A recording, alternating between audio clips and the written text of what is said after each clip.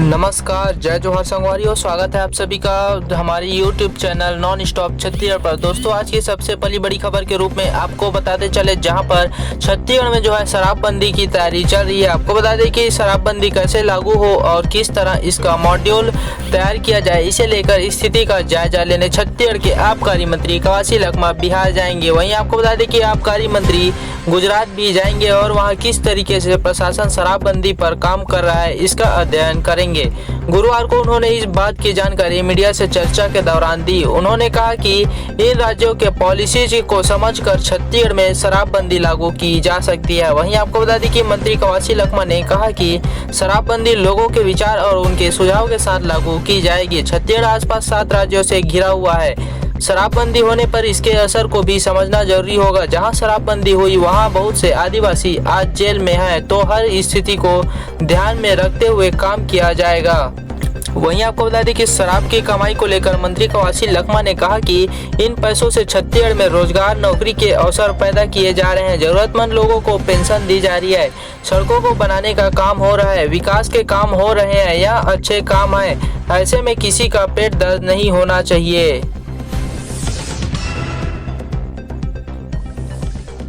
वहीं किसान न्याय योजना की चौथी किस्त को जो है 31 मार्च को भुगतान किया जाएगा। आपको बता दें कि छत्तीसगढ़ के मुख्यमंत्री भूपेश बघेल ने किसानों और गांव में खेती मजदूरी का काम करने वाले लोगों से जुड़ी एक महत्वपूर्ण घोषणा की है।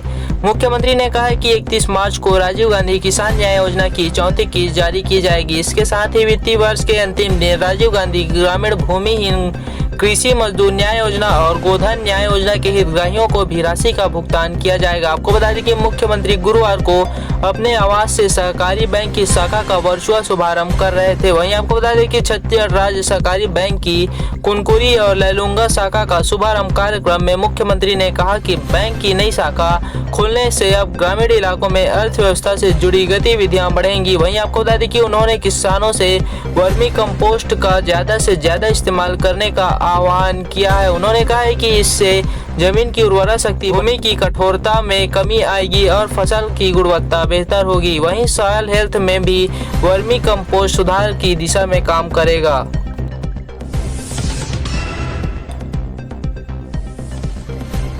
वहीं छत्तीसगढ़ के बस्तर में जो है माओवादी 29 मार्च तक साम्राज्यवाद विरोधी सप्ताह मना रहे हैं। इसके चलते रेलवे ने किरंदुल विशाखापट्टनम पैसेंजर ट्रेन को 29 मार्च तक जगदलपुर से किरंदुल तक नहीं चलाने का निर्णय लिया है। हालांकि विशाखापट्टनम से जगदलपुर तक ट्रेन की आवाजाही होगी। एक सप्ताह तक पैसेंजर ट्रेन का अंतिम स्टॉपेज जगदलपुर स्टेशन ही होगा। इधर किरंदुल से विशाखापट्टनम तक गाड़ियों की आवाजाही लगातार होती रहेगी। वहीं आपको बता दें कि दरअसल 23 मार्च से नक्सलियों का साम्राज्यवाद विरोधी सप्ताह शुरू हो गया है। इस दौरान नक्सली किसी न किसी बड़ी घटनाओं को अंजाम देते हैं। इस सप्ताह के पहले दिन नारायणपुर जिला मुख्यालय से ओरछा ब्लॉक को जोड़ने वाली डामरीकृत पक्की सड़क को जगह जगह से काट दिया था। बीच सड़क में कई जगह बैनर भी लगाए थे। वहीं आपको बता दें कि नक्सलियों के इस उत्पात से कई घंटे तक यात्री बसें भी नहीं चली थी, जिससे कई ग्रामीण जंगल के रास्ते पैदल ही अपनी मंजिल तक पहुंचे। इलाके के लोगों को काफी परेशानियों का सामना करना पड़ा था। वहीं किरंदुल विशाखापट्टनम रेलवे मार्ग हमेशा नक्सलियों के निशाने में रहा है। ज्यादातर दंतेवाड़ा जिले के बासनपुर झीरका के जंगल में नक्सलियों ने रेलवे ट्रैक को नुकसान पहुंचाया है। आपको बता दें कि साल 2021 में नक्सलियों ने रेलवे ट्रैक उखाड़कर एक पैसेंजर ट्रेन को डिरेल किया था। हालांकि ट्रेन की रफ्तार कम थी, इसलिए ज्यादा नुकसान नहीं हुआ। इसके अलावा लव अयस्क लेकर जा रही कई मालगाड़ियों को भी नक्सलियों ने डिरेल किया है। साल 2021 और 2022 में अब तक रेलवे और एनएमडीसी को करोड़ों रुपए का नुकसान झेलना पड़ा है। वही एनएसयूआई के तत्वाधान में बुधवार को सैकड़ों की संख्या में छात्र छत्तीसगढ़ स्वामी विवेकानंद तकनीकी विश्वविद्यालय दुर्ग पहुंचे। यहाँ उन्होंने फीस की वृद्धि के विरोध सहित 5 मुद्दों को लेकर 3 से 4 घंटे तक प्रबंधन के खिलाफ नारेबाजी की। एनएसयूआई ने आरोप लगाया कि सीएसवीटीयू ने 16 मार्च को फीस वृद्धि को लेकर आदेश जारी किया है। यह आदेश छात्र हित में नहीं लिया गया है, इसलिए उसे वापस लेना चाहिए।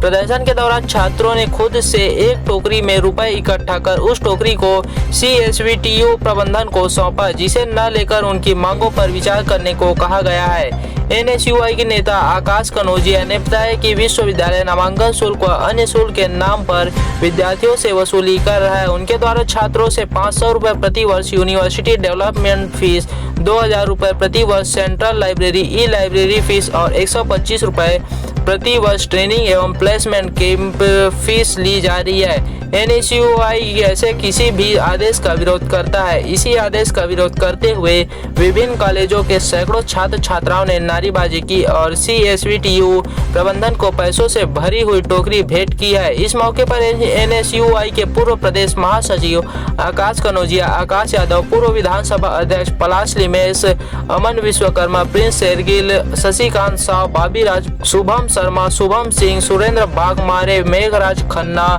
ऋषि डेलेश्वर साहू, बाबी चौहान आदि उपस्थित थे।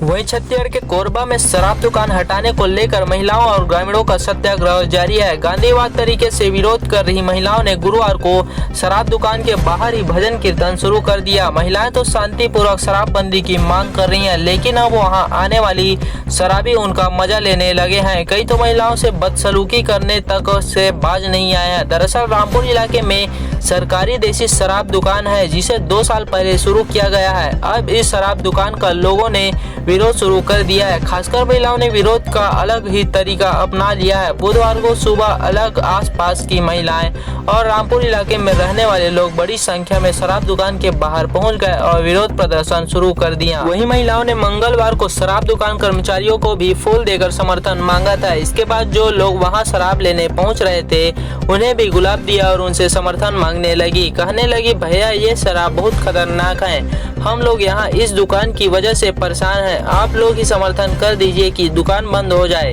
जिसके बाद कुछ शराबी शर्मा कर लौट भी गए थे।